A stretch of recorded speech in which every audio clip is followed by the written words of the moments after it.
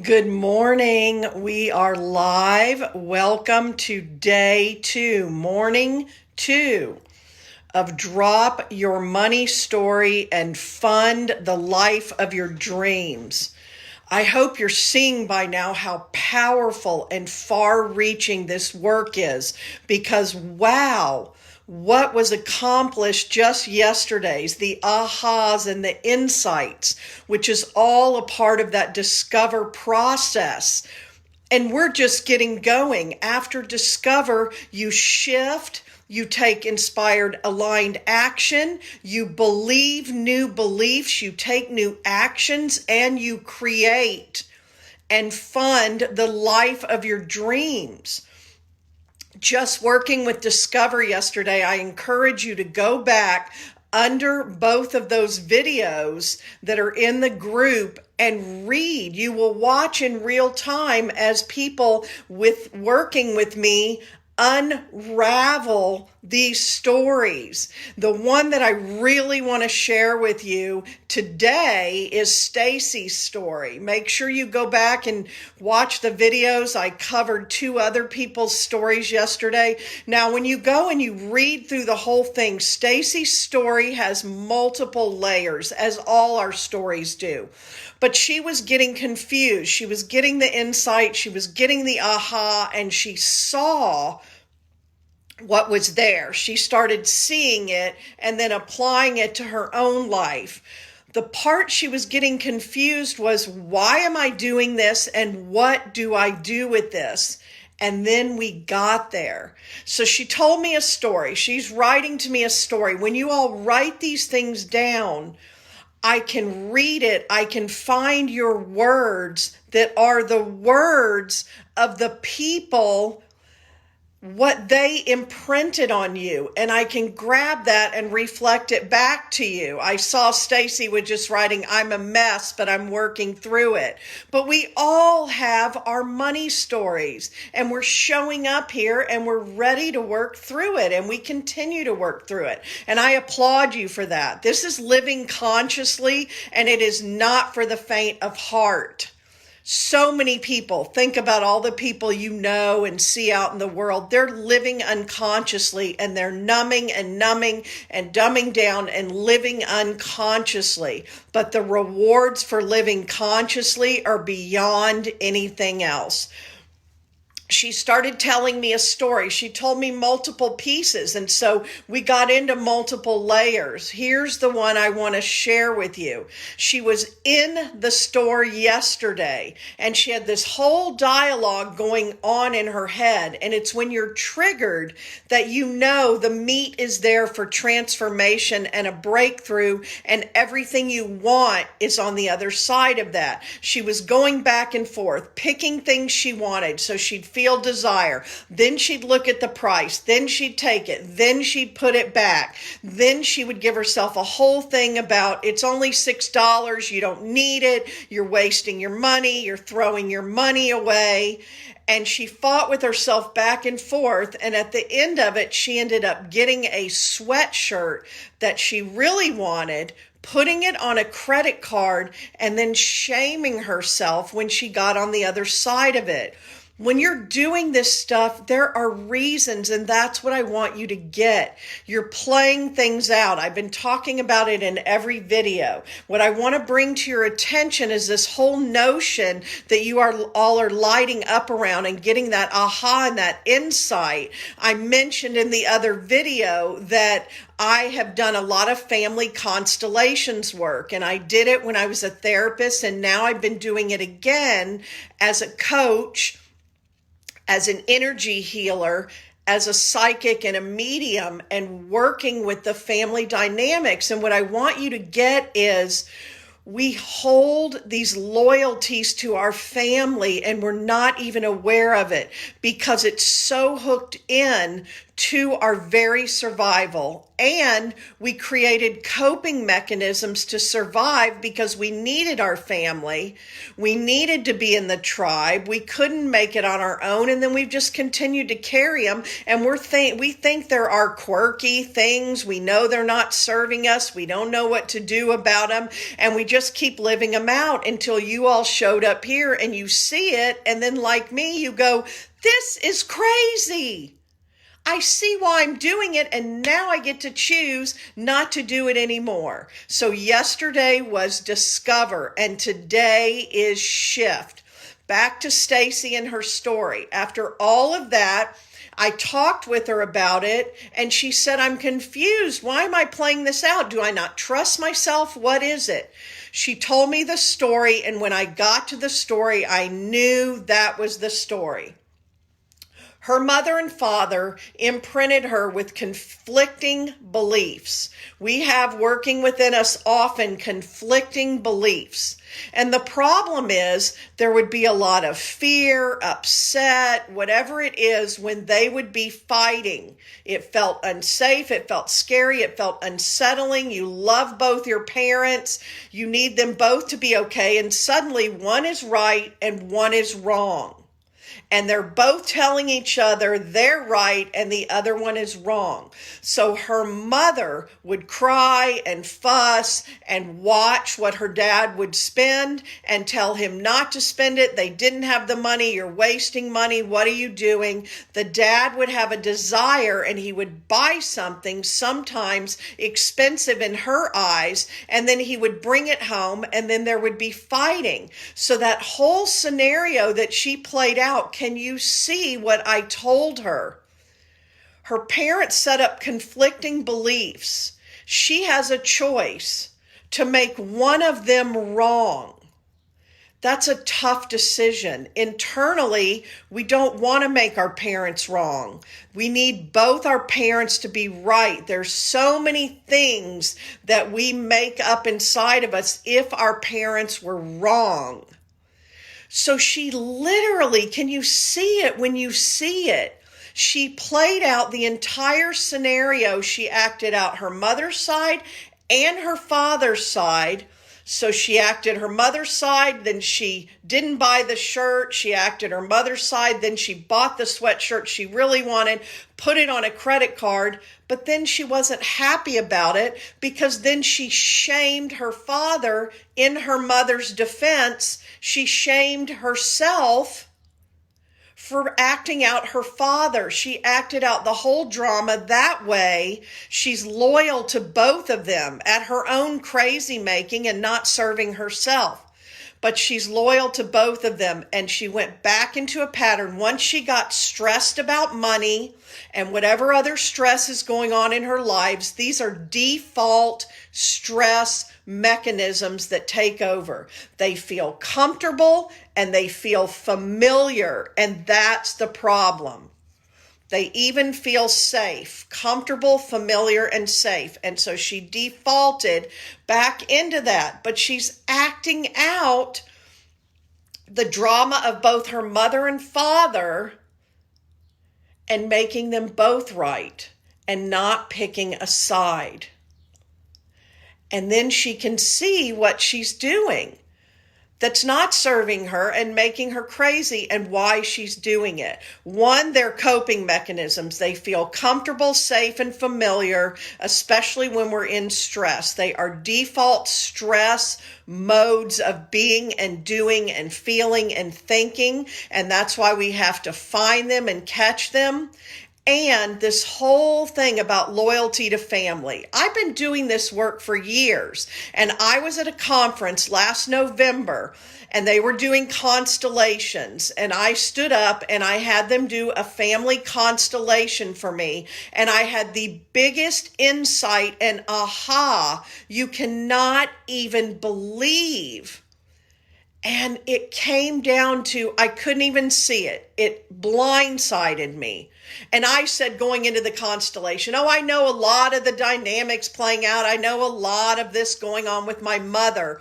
And it came down to the very last thing the facilitator said to me was, isn't it beautiful how you've remained loyal to your mother by recreating these relationships and reliving them out. And it was like, boom, what?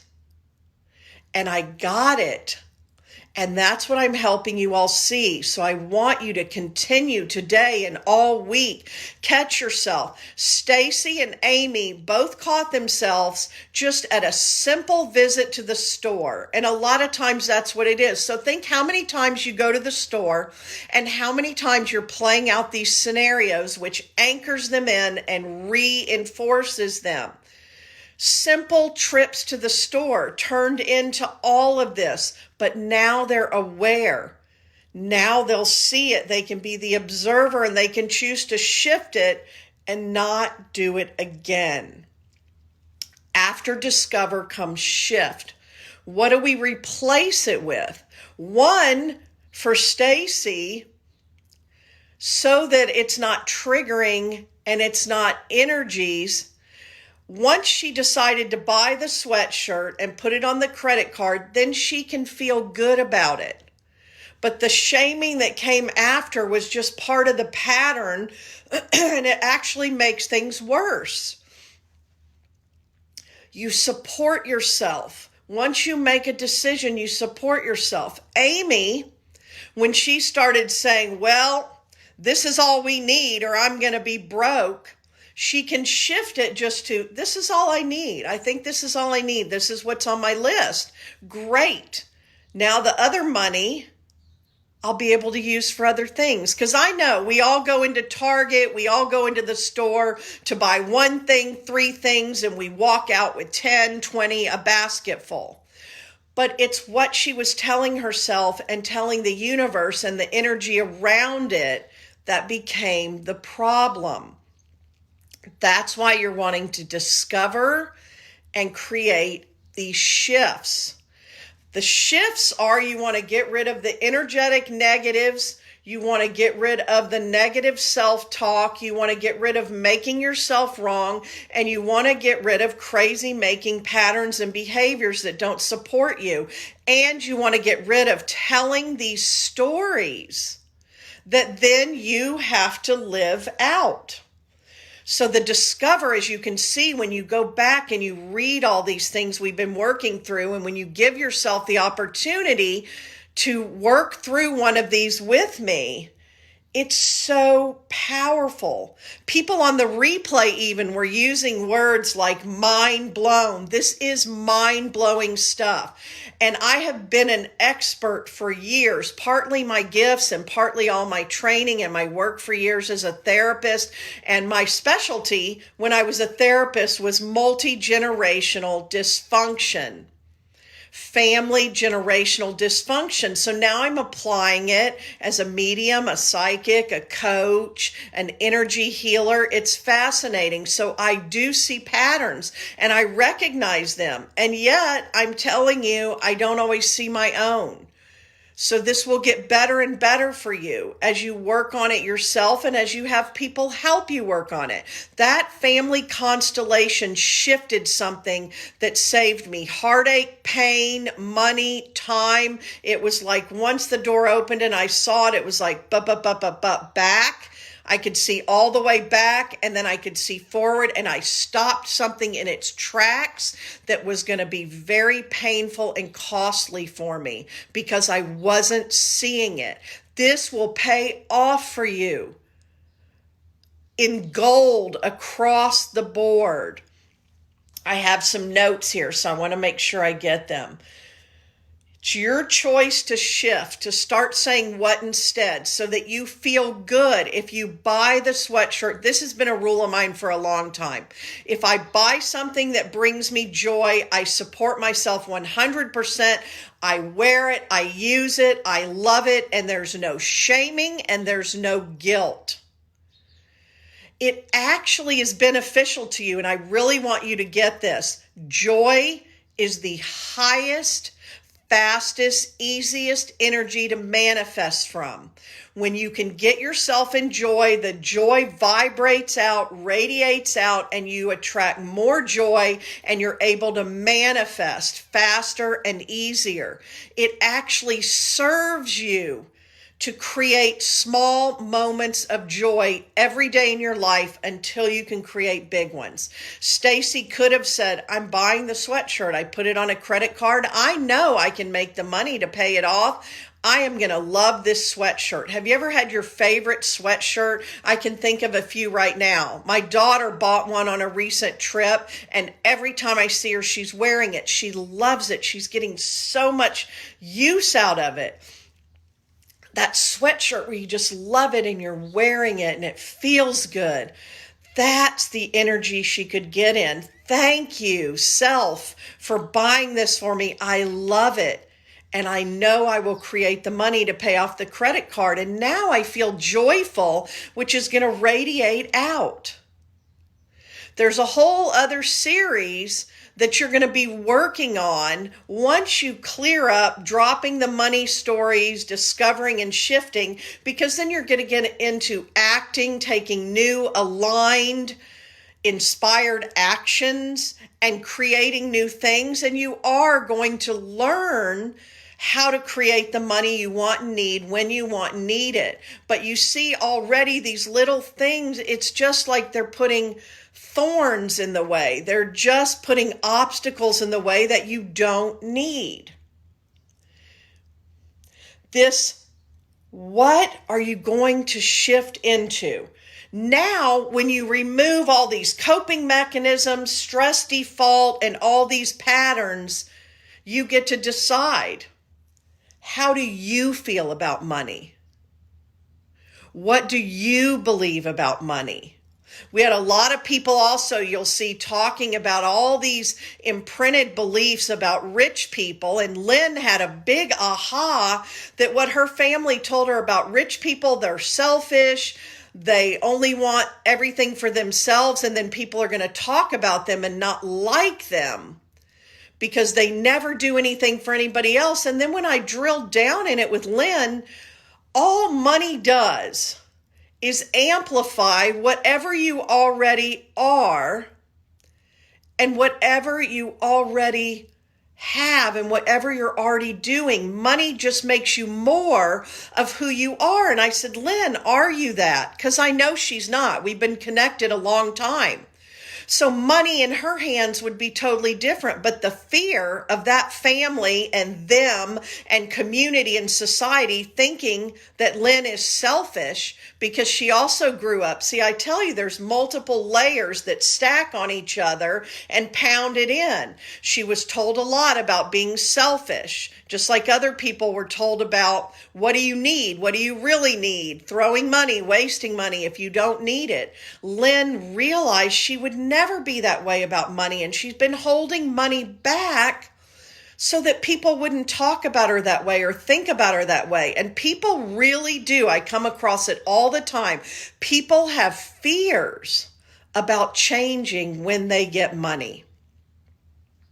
Money is a resource and an energy. It can never make you anything that's not already inside of you. How freeing for Lynn to shift to now believe, well, I wouldn't be selfish with money. I'm heart-centered. I'm already giving. See, that was my issue. I was already giving away all the time at my own expense, and I created financial disaster for my family. I was already giving even when I didn't have enough to give. So wouldn't I still give when I had a lot? Yes.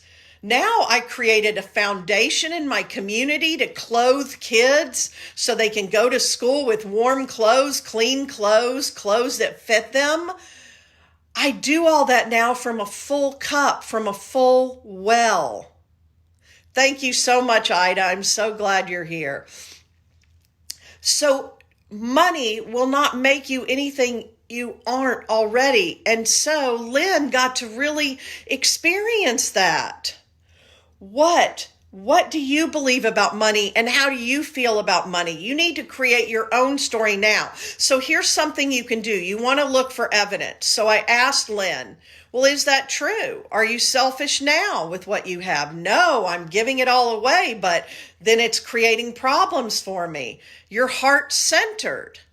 So then I asked her, do you have any evidence of people who have a lot of money and they're not selfish, only in it for themselves, and they're doing great things in the world with it? Because I have lots. That's what I had to do to build myself as a coach. I saw all these coaches creating profitable businesses when I was stuck in a nonprofit world, and then they were able to give a lot of money freely and joyfully. And Lynn said, I have all kinds of examples. Well, great. Then you are going to change these beliefs, and boom, the beliefs are changed. So gather evidence that proves these things are not true that you've picked up and you're carrying around. The other thing I want to recommend for you is now catch yourself being good. The next time Stacy, Amy, every one of you can catch yourself being good, that you didn't go into any triggering low-level behaviors that created feelings and thoughts and stories, that you did something that created joy. And great, y'all are commenting, and I love it because I will go back and I'll work with you through all the comments, anything I don't see as they're scrolling by. Now, as you are today and throughout the rest of the week, catching yourself, catch it and stop it, catch yourself being good. Reward yourself. Be grateful. When I catch myself, I use this all the time. I catch myself being good. I catch myself doing something that scares me and I do it anyway. And then I say, thank you, Michelle. I love you. I've done a lot of scary things, and especially the last 2 years, and I've used this a lot. Thank you, Michelle. I love you. And I feel it in my heart and my power center. Use this for yourself. Thank you. I love you. To yourself every time. Catch yourself doing good. I want to leave you with the law of giving and receiving. This is really important. Deepak Chopra wrote about it and talked about it a lot, and I've been using it for 12 years now at least, and I teach it all the time. What I want you to get is the way we were all created, the way the world is created, the universal law and the energy is an infinite loop of the infinity symbol. We all have gifts and we all have things we need. And in every moment, we have things to give and things to receive. And there were communities. We know of communities and tribes and times when people lived that way and it worked pretty well. But we always are going to have power. We're always going to have money. We're always going to have struggle. And we're always going to have generational dysfunctions and patterns of abuse and addiction and power and control and all of those things. It's part of our human experience.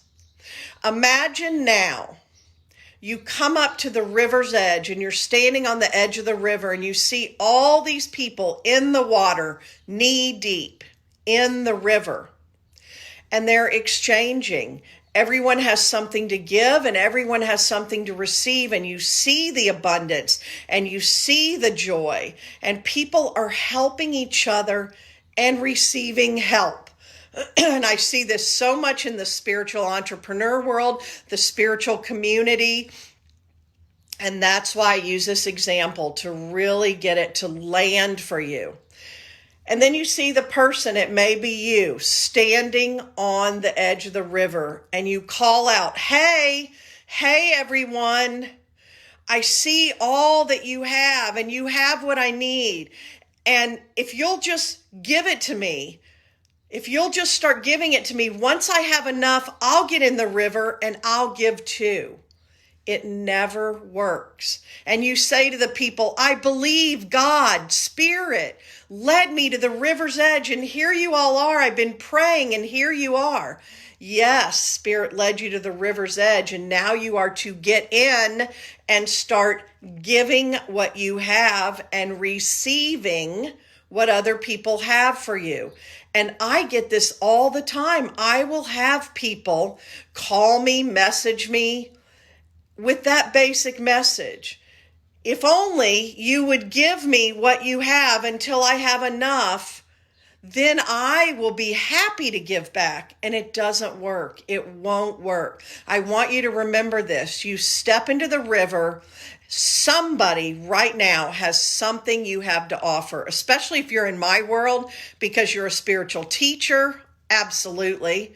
You're a healer, you're an intuitive, you have knowledge, you have information, you have gifts, you have skills. You've been doing these things your whole life for free. It's what people are attracted to you all the time. You have a message inside you, you have a book, you have a modality, you have a legacy of life's work. You have something right now. Do not allow yourself to stand on the water's edge and tell the stories and make yourself a victim. Step into the water. When you start a business, if that's part of your journey, you start your spiritual business, your clients are just 2 steps behind you. You've walked through some fire to where you are now, and you can turn around, and all they need is to get from where they are to where you are. And then if you keep growing and evolving, you'll continue to grow and evolve with that. That's all they need, and that's all you need right now. I've been applying this for 12 years, selling and offering what I'm able to and growing and evolving, because this will grow and evolve you like nothing else. And then you turn around with where you are now to the people that are behind you. Are you standing in the river, giving what you have and receiving what others have for you? Or are you standing on the bank saying, I will do this once I have enough? I also share with you all, I have invested in myself and my business since 2009. I've not been without a coach. It's been uncomfortable, inconvenient, scary. I go to retreats, I go to workshops, I invest, I do all the things, and I put myself out there, and never has a big pile of money just been sitting there. This is why I'm so committed to you all to teach you this true financial freedom example. Financial freedom, true financial freedom is knowing how to create, learning and knowing how to create the money you need when you want and need it. It's a whole different ball game. Remember the shift I told you. For anything you want, whatever you want, instead of saying, I don't have the money for it, I don't know where I'd get the money, I'm broke, I can't afford it. I never say that anymore. I am not telling that story, because if I had to come up with the money, I would in some way. And people use all kinds of dramatic examples to show people you would, or for what you really value and for what you really want. I stopped saying that a long time ago, and I say, tell me how much it is so I can create it. And then opportunities will show up. Sometimes the money will show up. I've gotten gift checks in the mail, refunds. I have lots of stories, and other times opportunities show up. And then it's up to me to step into those opportunities. I have so many stories of living this over and over and over again. Yes, sometimes they're going to be uncomfortable, inconvenient. They're going to stretch and grow you. If you were already an energetic match to that amount of money and the things it can bring you, you would already have it. They're going to be illogical. I talk all the time about following the breadcrumbs because they're going to appear illogical. This is a whole way of learning and growing. My mentor, I want to let you know this because it's so true and I've been applying it at a whole new level. My mentor said, when you feel fear, you're standing here at a crossroads, at a fork. You go down this road, it's comfortable, it's easy. You go down this road and you feel fear. You're actually on the right road when you're feeling the fear because it's moving you toward everything you want. And the more you run toward it and become a match to it, and he said, of course, unless you're standing in the path of an oncoming train or truck or car, there are times our fight and flight fear response was created for when there's a tiger in the bushes and it's coming out and it's going to eat us. We either have to kill it or run away. But we don't face our fears, and our fears are driving us to everything we want. I have never been as afraid as I've been the last 2 years when I share my stories with you, and my life has never been more blessed. I promise you. I promise you. I'm going to leave you with that. Continue to catch yourself. Catch it and stop it. Share them with me. We'll unravel them. Go read and watch other people in the process so you can learn. And then catch yourself when you do something good. Keep staying in the group. Keep involved. Keep with it. We're only on day 2, and I will see you again this evening at 8 p.m. Central. Hello. Thank you all for being here so much, and I'll talk to you again this evening. Have a great day.